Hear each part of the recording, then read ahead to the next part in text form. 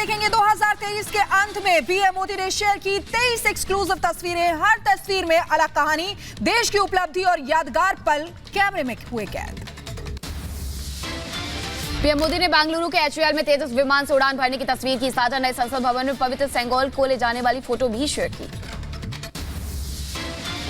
PM की यादगार 23 तस्वीरों में जो बाइडेन की मेजबानी वाली तस्वीर को भी मिली जगह। फ्रांस में बेस्टल डे 2023 समारोह के फ्रांसीसी राष्ट्रपति इमैनुअल मैक्रों के साथ वाली फोटो भी नजर आई। विश्व कप 2023 फाइनल के बाद खिलाड़ियों को सांत्वना देने और जर्मनी के चांसलर ओलाफ स्कोल्ज के साथ भारतीय पान के जायके लेने की तस्वीर भी साझा की। 2023 में सबसे ज्यादा जो तस्वीर चर्चा में रही वो थी भारत की G20 की अध्यक्षता और इटली के प्रधानमंत्री जॉर्ज मेलोनी के साथ पीएम की सेल्फी। चंद्रयान 3 की सफलता पर इसरो प्रमुख की पीठ थपथपाने की तस्वीर भी साझा की। साथ ही उत्तराखंड के पार्वती कुंज में प्रार्थना करते पीएम की फोटो बनी 2023 की यादगार तस्वीर। उज्ज्वला योजना की लाभार्थी मीरा मांझी के घर जाकर चाय पीने की तस्वीर को भी पीएम ने 23 तस्वीरों में शामिल किया है। साथ ही लोगों के साथ ली गई सेल्फी की साझा। राम मंदिर के निर्माण पर बोले सीएम पुष्कर सिंह धामी का पीएम मोदी लोगों की आकांक्षाओं को कर रहे पूरा, विपक्ष का काम सिर्फ मजाक उड़ाना।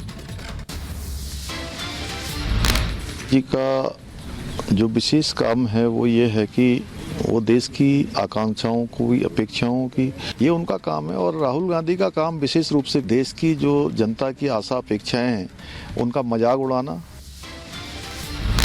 संजय राउत के बयान पर आचार्य सत्येंद्र दास का पलटवार। कहा संजय राउत दर्द को नहीं बयां कर पा रहे हैं, इसलिए भगवान राम के नाम पर राजनीति कर रहे हैं।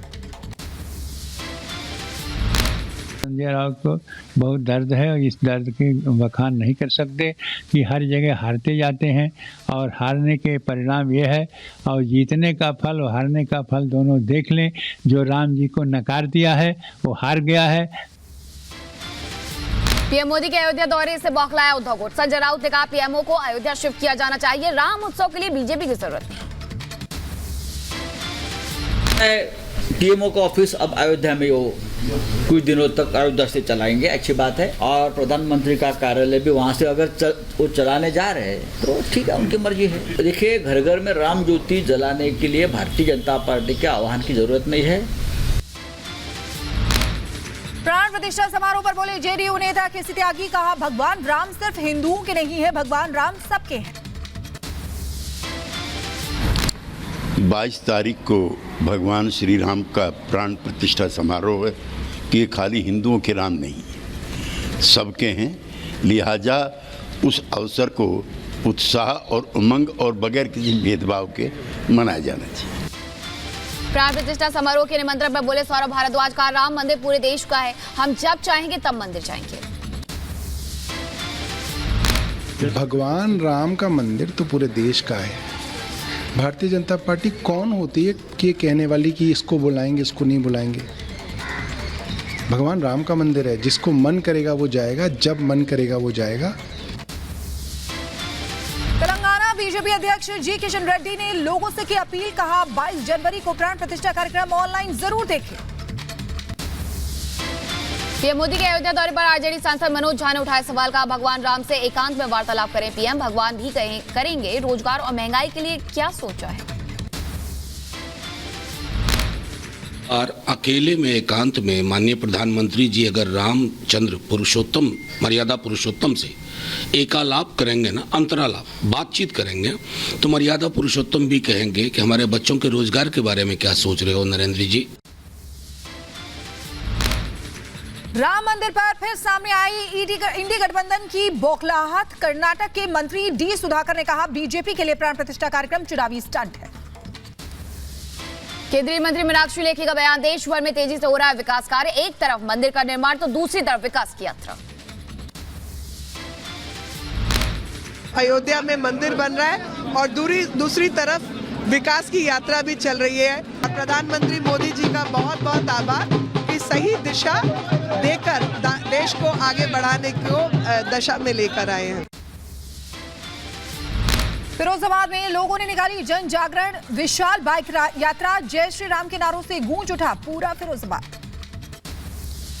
केंद्र सरकार का आतंकी संगठन बाय एक्शन जम्मू कश्मीर में तहरीक ए हुर्रियत पर लगाया प्रतिबंध। यूएपीए के तहत घोषित किया गया गैर कानूनी संगठन। गृह मंत्री अमित शाह ने किया ट्वीट, आतंकी गतिविधियों में शामिल था हुर्रियत। जम्मू कश्मीर में अलगाववाद को बढ़ावा देने का आरोप है। घाटी में पाकिस्तान की नई साजिश का हुआ खुलासा। आतंकियों ने राजौरी और पुंछ के पास बनाए 6 अस्थायी ऑपरेटिंग बेस। तस्वीरें सामने आई।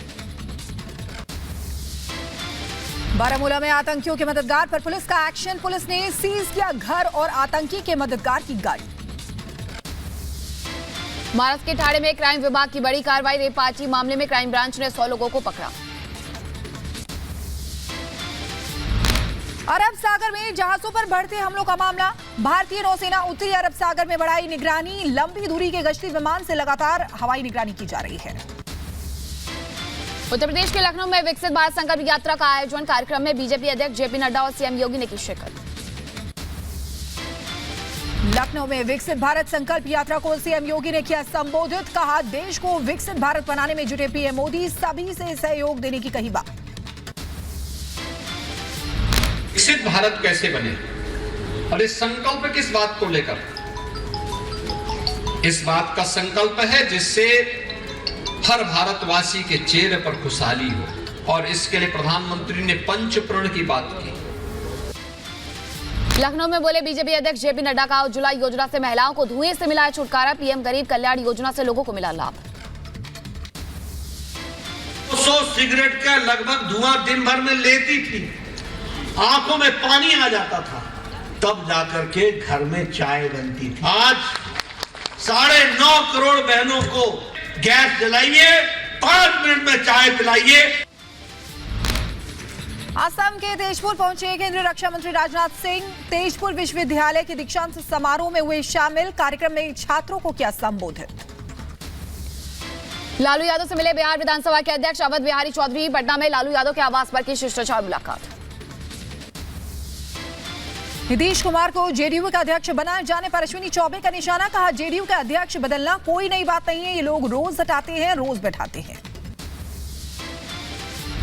भाई क्या कहना है, इन लोगों का कोई दल है? ये लोग तो रोज हटाते हैं, रोज बैठाते हैं, कोई बड़ा महत्व का विषय नहीं है। और ठीक किया, अब इनकी इलाज भी हो गई। राहुल गांधी की न्याय यात्रा पर सम्राट चौधरी का निशाना। कहा, राहुल गांधी देश तोड़ने की बात करते हैं। वो उत्तर से पूरब जाए, पूरब से उत्तर जाए, वो भारत को तोड़ने की बात करते हैं, हम भारत को जोड़ने की बात करते हैं। उत्तराखंड में जल्द यूसीसी होगा लागू। सीएम धामी ने कहा, विधानसभा में जल्द पेश किया जाएगा बिल। केंद्रीय मंत्री गिरिराज सिंह का राहुल गांधी पर तंज। कहा, राहुल तय करे कि न्याय यात्रा निकालेंगे या ज्ञान यात्रा निकालेंगे।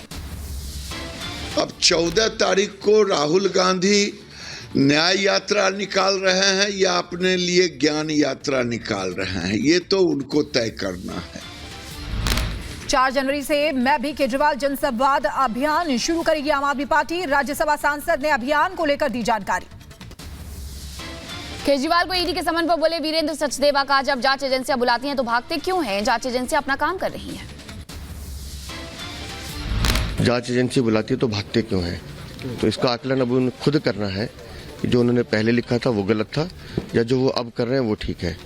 तो जांच एजेंसी अपना काम कर रही है, हम भी देखते हैं अरविंद केजरीवाल कब तक भागते हैं। एमपी के खंडवा में बोले सीएम मोहन यादव। कहा, राज्य के सभी मंत्री डटकर करे काम, एमपी को नई ऊंचाइयों तक ले जाए। मंत्रिमंडल जनता की सेवा का नया संकल्प लेगा और उम्मीद करते हैं कि ये आने वाले 5 साल बहुत डट के काम करेंगे और प्रदेश को नई ऊंचाइयों तक ले जाएंगे। पीएम मोदी के मन की बात कार्यक्रम के 108वें एपिसोड का हुआ प्रसारण। पीएम ने देशवासियों को दी 2024 की शुभकामनाएं।